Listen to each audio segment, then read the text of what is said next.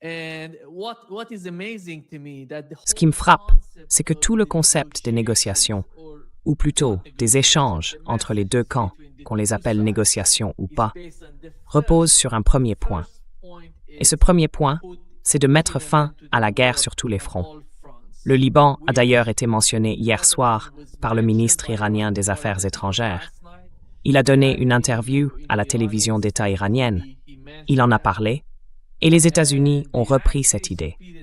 Mais Israël, il y a à peine quelques instants, a déclaré qu'il n'avait pris aucun engagement, qu'il n'était pas prêt à s'engager d'aucune manière sur ce qui se passe entre Israël et le Liban.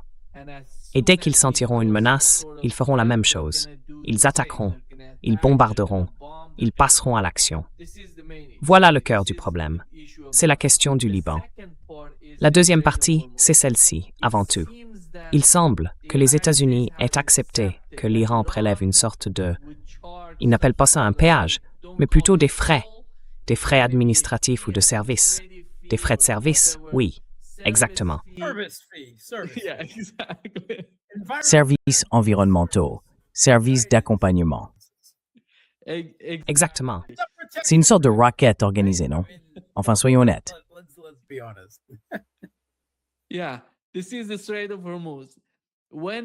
Oui, c'est le détroit d'Ormuz.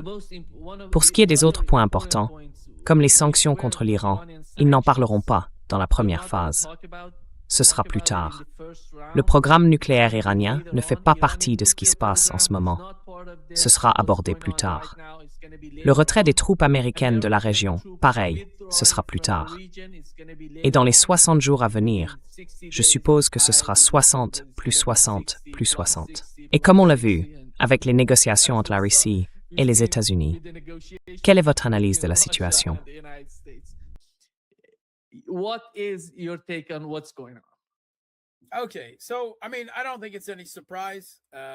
Bon, alors, je veux dire, ce n'est pas vraiment une surprise. Disons que je reste sceptique. Je suis, sans m'en excuser, un cynique, à la fois au sens classique et au sens moderne du terme, quand il s'agit de ce genre de choses.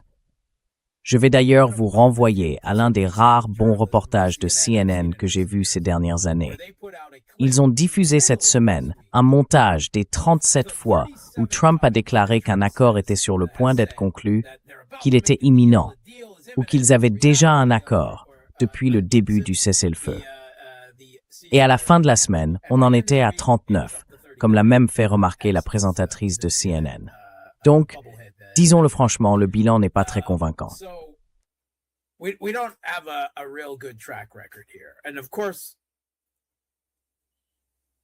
Et bien sûr, quand on parle d'un deal, enfin déjà, c'est un mot tellement réducteur, presque méprisant, que Trump adore employer pour parler d'accords conclus entre États. Et si on en arrivait vraiment là, ce serait, disons-le clairement, un traité, non? L'idée, c'est qu'il y aurait une forme de poids juridique international. Enfin, autant qu'il existe un droit international, ce qui, on le sait, est discutable, mais quand même une certaine gravité, des conséquences, des répercussions. Ce n'est pas comme si les États-Unis avaient le moindre scrupule à déchirer des traités ou des accords internationaux une fois signés, même lorsqu'ils sont entérinés par des résolutions du Conseil de sécurité de l'ONU, censées être du droit international contraignant.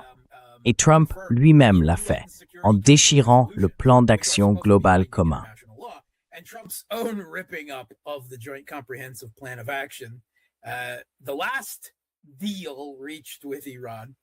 Le dernier accord conclu avec l'Iran, vous savez, celui négocié par Obama puis déchiré par Trump au début de sa première administration, nous a, en fin de compte, mené à la situation actuelle. L'Iran, quoi qu'il en dise, et quel que soit l'accord, entre guillemets, qui pourrait être conclu, même si les États-Unis tentaient d'y adhérer, ce dont je doute fortement, se retrouverait objectivement dans une position plus défavorable que sous le plan d'action global commun. Surtout si l'on tient compte du contexte géopolitique actuel et de l'influence accrue de l'Iran dans la région.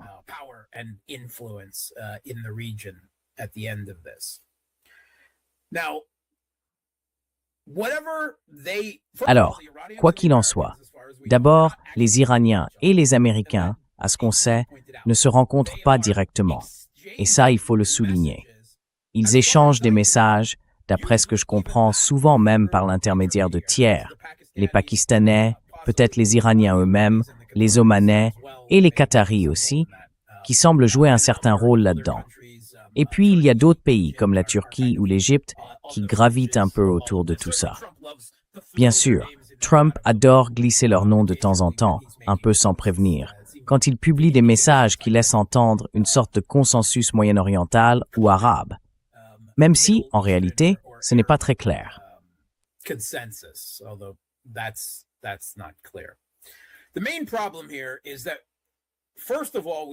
Le principal problème ici, c'est que d'abord on a eu 2 incidents majeurs de conflits militaires, si on veut les appeler des escarmouches.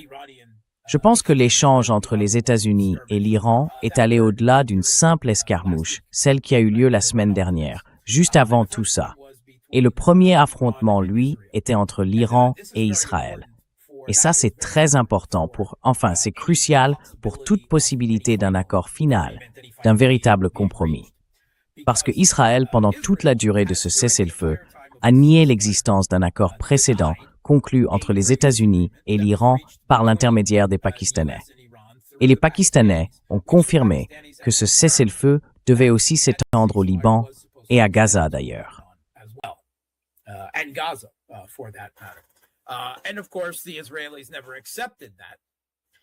Et bien sûr, les Israéliens n'ont jamais accepté cela. Ils ont poursuivi leur occupation et le nettoyage ethnique du sud du Liban pendant tout ce temps. Le plus qu'on puisse dire, c'est que pendant la majeure partie du cessez-le-feu, ils se sont abstenus de frapper la capitale Beyrouth, même s'ils bombardaient régulièrement Tyr, la 2e ville du pays, la plus grande du sud. Autrement dit, leurs opérations n'ont jamais vraiment cessé. Mais ils en ont payé le prix tout du long. Le Hezbollah est devenu discrètement, mais clairement, très compétent dans l'usage des drones, surtout des drones à fibre optique. Le même type de drone dont la Russie est devenue pionnière depuis quelques années en Ukraine. Voilà, c'est tout.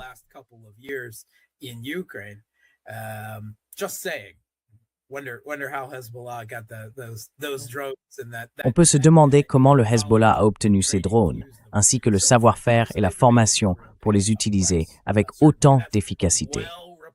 Ils ont clairement fait payer un prix à Israël, c'est certain.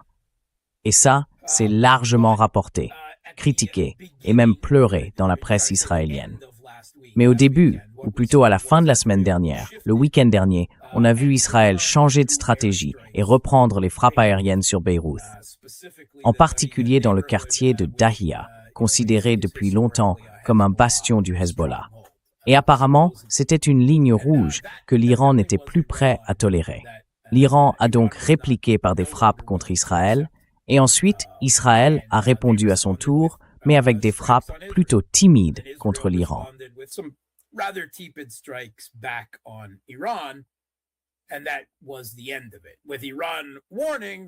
Et c'est là que tout s'est arrêté.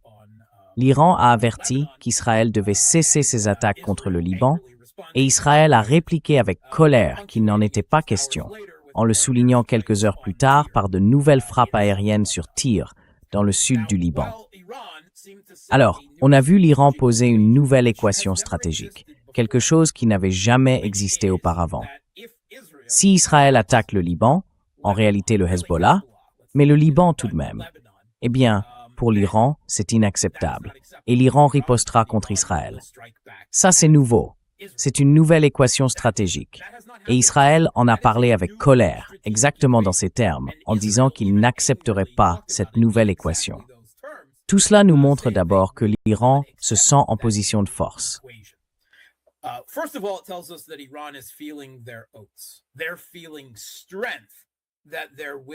Ils se sentent assez forts pour passer à l'action maintenant, alors qu'une petite armada américaine est toujours stationnée quelque part au large de leurs côtes et que des avions sont prêts, un peu partout au Moyen-Orient, à relancer les hostilités.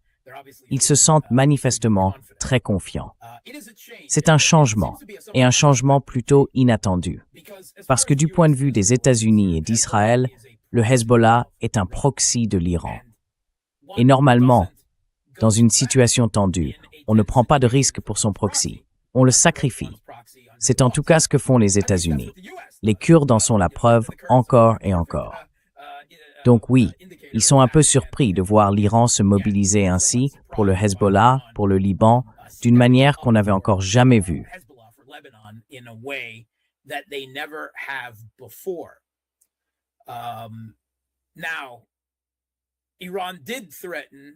L'Iran avait menacé Israël en disant qu'il devait cesser ses attaques contre le sud du Liban ainsi que contre Beyrouth et qu'il réagirait si Israël ripostait ou poursuivait ses frappes au Liban. Eh bien, Israël a bien riposté contre l'Iran, même si, disons-le, ses représailles étaient plutôt limitées. Et Israël a aussitôt, en quelques heures, repris ses frappes sur le sud du Liban. L'Iran, lui, n'a pas réagi à nouveau. Il a laissé passer, pour ainsi dire. On sait donc maintenant où se situe la véritable ligne rouge de l'Iran. Ce sont les attaques contre Beyrouth, contre la capitale libanaise. C'est là la vraie limite que l'Iran veut fixer, en cherchant à établir une nouvelle équation stratégique pour placer le bouclier de sa dissuasion, missiles balistiques conventionnels et drones longue portée, au service de la défense, au moins, de la capitale libanaise.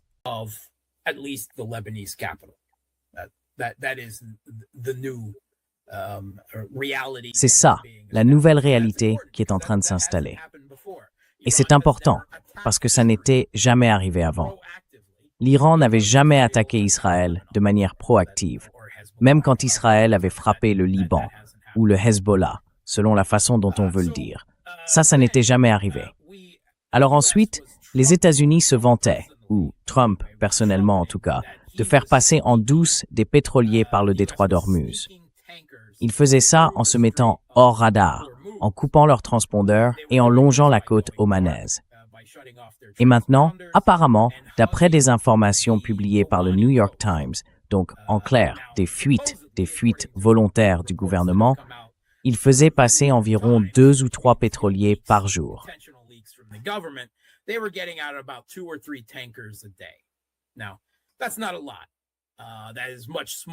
Ce n'est pas énorme. C'est bien moins que, par exemple, les 120 ou 130 pétroliers qui traversaient le détroit d'Ormuz chaque jour avant le début de la guerre américano-israélienne contre l'Iran.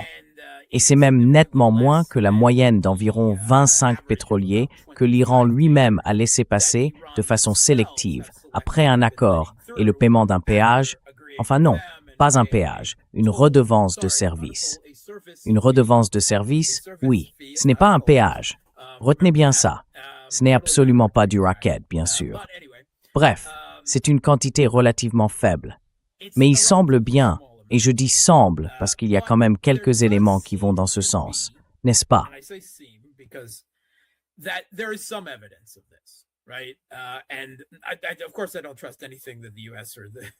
Et bien sûr, je ne fais pas confiance à tout ce que disent les États-Unis, le CENTCOM ou Trump, mais des observateurs indépendants, comme Kepler, Tanker Trackers et d'autres, semblent indiquer que certains pétroliers, plusieurs en fait, ont réussi à passer. Les États-Unis n'envoient pas leur marine dans le détroit d'Ormuz, et c'est important de le souligner. Ce qu'ils font, c'est donner des instructions. En gros, ils ont leurs satellites. Et de temps en temps, on dirait qu'ils font voler un hélicoptère ou un avion dans la zone, ou peut-être même à l'extrémité du détroit d'Ormuz, pour, je sais pas, apporter un soutien moral, disons. Je suppose que c'est ça. Allez, vas-y, c'est bon, c'est sûr, vas-y. Voilà, on a un œil là-haut, quelque part, on surveille.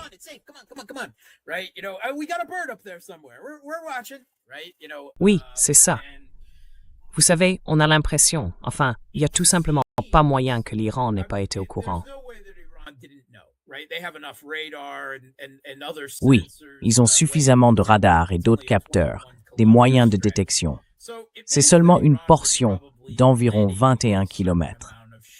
Donc ça veut dire que l'Iran laissait probablement passer un certain nombre de navires par là. Maintenant, pour d'autres, ils en faisaient de temps en temps des exemples.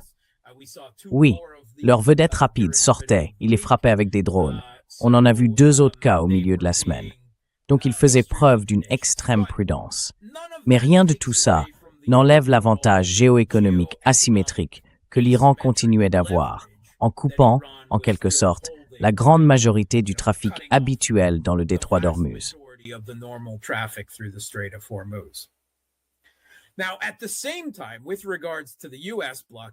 En même temps, en ce qui concerne le blocus américain, les États-Unis ont été un peu plus actifs pour le faire appliquer. Ils ont attaqué plusieurs navires battant pavillon de complaisance, appartenant à des pays tiers. Cette semaine, ils ont frappé plusieurs navires avec des équipages indiens, et sur l'un d'eux, 3 marins indiens ont été tués. L'Inde a protesté, mais assez timidement, il faut le dire. Et les États-Unis ont aussitôt répliqué en frappant un autre navire indien. Donc oui, aucun respect pour l'Inde dans cette affaire d'ailleurs. Pas d'excuses, rien du tout. Non, rien. Et l'Inde a demandé aux États-Unis de respecter le droit et de ne pas attaquer des civils. Et bien sûr, les États-Unis ont tout simplement ignoré l'Inde. Très bien. C'est ça, la puissance diplomatique du pays le plus peuplé, soi-disant démocratique du monde. Enfin bref, l'Inde, il va falloir que tu choisisses un camp un de ces jours. Vraiment, oui. Tu vas devoir choisir un camp. Il va falloir sortir la tête du sable et prendre position. Mais quoi qu'il en soit, ce qu'on a vu, je crois que c'était jeudi, c'est que pendant une de ces opérations de guidage, l'Iran a décidé de riposter. Ils ont abattu un des hélicoptères Apache américains qui était censé apporter un soutien moral en survolant le détroit d'Ormuz pour encourager un autre pétrolier à tenter de passer discrètement.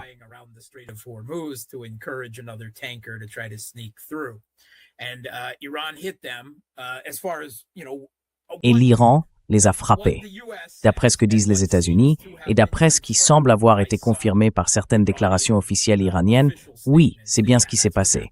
Ils ont été salués comme des héros, des martyrs et tout ça. Donc ils ont touché un Apache avec un drone Shahed. Et voilà. Les États-Unis ont estimé devoir réagir à ça, avec Trump qui a publié un autre message tonitruant du genre feu et fureur. Et la riposte américaine, ce sont des frappes sur l'Iran qui, d'après ce que j'ai pu comprendre, visaient surtout des installations de défense aérienne et antimissiles. Mais parmi les autres cibles touchées, il y avait aussi des réservoirs d'eau.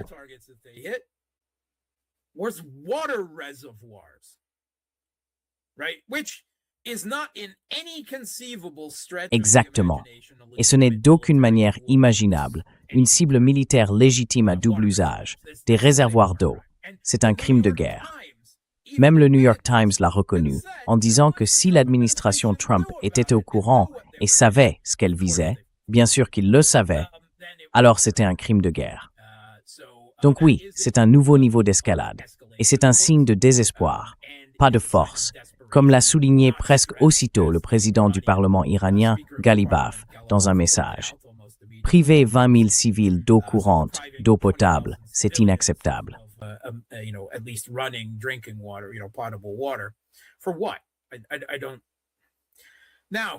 Pourquoi faire? Non, je ne pense pas.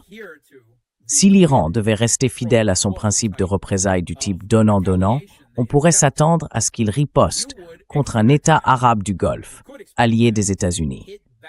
Et comme les États-Unis y ont des infrastructures liées à l'eau, cela viserait probablement les usines de dessalement.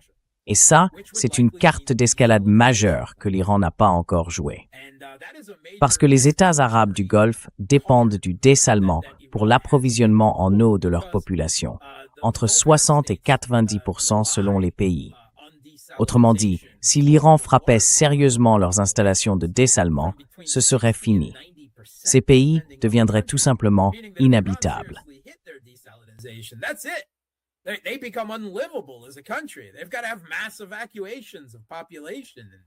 Ils ont dû procéder à des évacuations massives de la population, et ainsi de suite. Et fait intéressant, l'Iran n'a pas mordu à l'hameçon cette fois-ci.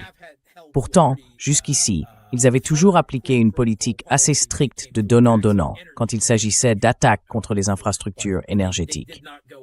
Mais là, ils n'ont pas riposté en s'en prenant aux infrastructures hydrauliques des États du Golfe. En revanche, l'Iran a bel et bien répondu et ils ont frappé des bases militaires américaines. Je crois qu'il y en avait une douzaine. Au Koweït, à Bahreïn et en Jordanie. Et à Bahreïn, d'après ce que je sais, ils auraient détruit l'une des dernières grandes stations radar à longue portée américaine encore présente au Moyen-Orient, celle qu'ils n'avaient pas touchée lors de la première série d'attaques.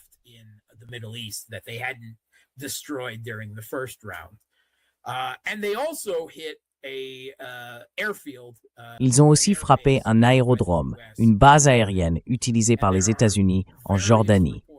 Et d'après plusieurs rapports, des F-16 américains ou jordaniens auraient été touchés, peut-être même des F-35 ou des F-15. On n'en est pas sûr. Mais les États-Unis, bien sûr, et la Jordanie ont nié que des missiles aient atteint la base. Or, ça a déjà été démenti par des images satellites de basse résolution. Mais c'est toujours la même chose. Les États-Unis, Israël et les pays du Golfe nient à chaque fois que l'Iran frappe ses bases. Et puis, une semaine, 2 semaines, parfois 3 plus tard, les images satellites sortent et là on voit bien, oui, ils ont frappé et ils ont frappé fort.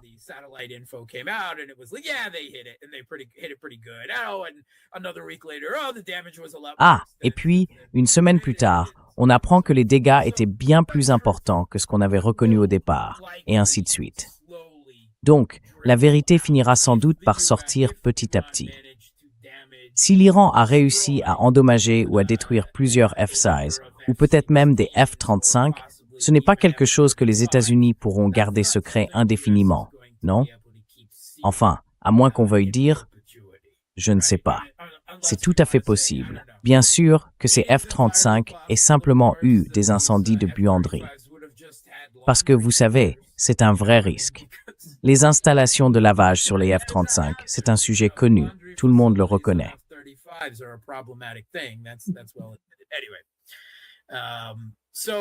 Bref, il me semble que la riposte de l'Iran contre les États-Unis s'est faite à un niveau d'escalade plus élevé et qu'elle a montré une plus grande capacité, surtout contre des cibles militaires, je ne parle pas de réservoirs d'eau, que ce que les États-Unis ont infligé à l'Iran. Une fois de plus, ça me montre que l'Iran a une supériorité dans l'escalade face aux États-Unis dans cette situation. Non seulement de manière asymétrique par rapport au détroit d'Ormuz, mais aussi de façon plus classique dans la région. Donc Trump allait bombarder, il allait détruire, il allait s'emparer de l'île de Harg, il allait prendre tout le pétrole de l'Iran. Tout ce qu'ils avaient à faire, bien sûr, c'était de se rendre et d'admettre que les États-Unis sont la plus grande puissance. Et alors, ils auraient pu avoir le meilleur accord du monde.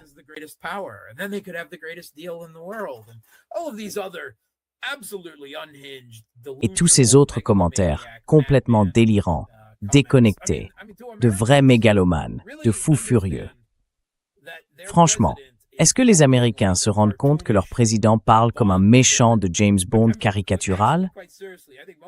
Honnêtement, je crois même que la plupart des méchants de Bond ont des répliques plus sérieuses, plus travaillées que celles de Trump. Mais lui, il sonne vraiment comme un fou incontrôlable. Et je pense que c'est probablement parce qu'il est effectivement un petit fou mégalomane, extrêmement insécurisé. Oui. Mais bon, quoi qu'il en soit, plus tard dans la soirée, on a eu droit à une nouvelle tournée de tacos livrés par Trump. Les tacos du jeudi, cette fois. Et Trump a annoncé qu'un accord était une fois de plus sur le point d'être conclu.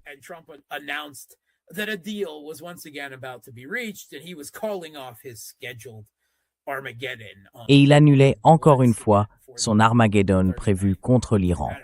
Pour la 39e fois, je crois, j'avais fini par perdre le compte. Et depuis, tout tourne autour des États-Unis et de l'Iran, chacun lançant des affirmations et des démentis à propos d'un prétendu protocole d'accord qu'ils étaient soi-disant sur le point de signer, ou d'approuver, ou d'authentifier numériquement, peu importe, l'un avec l'autre. Et pour moi, ça montre qu'il y a de très gros problèmes, parce que les deux affirment qu'ils maintiennent dans l'ensemble leurs positions respectives. Et rien n'indique que l'un ou l'autre ait, du moins publiquement, accepté les concessions.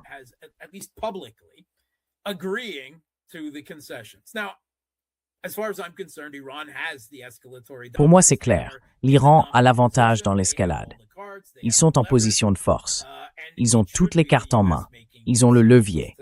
Et c'est aux États-Unis de faire des concessions comme lever les sanctions ou rendre à l'Iran l'argent volé que Washington a gelé depuis des années.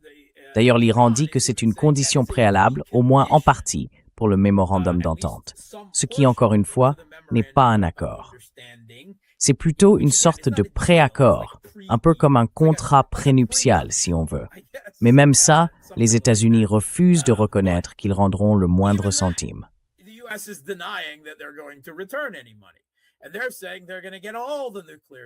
Et ils disent qu'ils vont récupérer toute la poussière nucléaire. Et l'Iran répond que ça ne fait même pas partie du protocole d'accord initial, que ça viendra dans quelques mois et qu'ils ne prennent aucun engagement là-dessus. Cela dit, certaines déclarations laissent entendre qu'ils seraient en fait prêts à diluer leur propre uranium enrichi. Apparemment, parce qu'ils estiment qu'ils n'en ont plus besoin. Ils ont découvert leur véritable pouvoir, leur option nucléaire, c'est-à-dire le contrôle du détroit d'Ormuz. Et ils ont compris que c'est à bien des égards bien plus puissant et surtout bien plus utilisable qu'une dissuasion nucléaire.